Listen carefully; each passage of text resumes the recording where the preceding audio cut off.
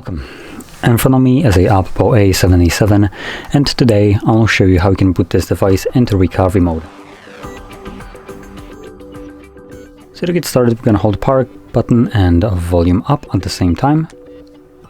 And when you have your boot options, swipe down to power off the device.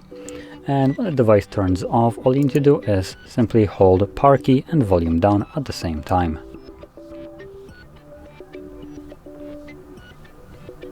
You will see recovery mode at the bottom right here. Once you do, you can let go of both of the keys and simply wait for the recovery mode to show up. Now, before it actually shows up with recovery mode, we will get to select our desired language by tapping on it.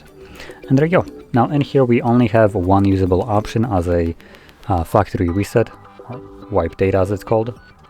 And then the two options below that are ways of leaving this mode.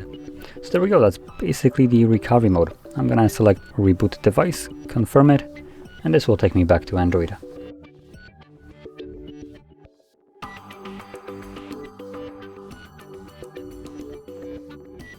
And as you can see, we are now back in Android.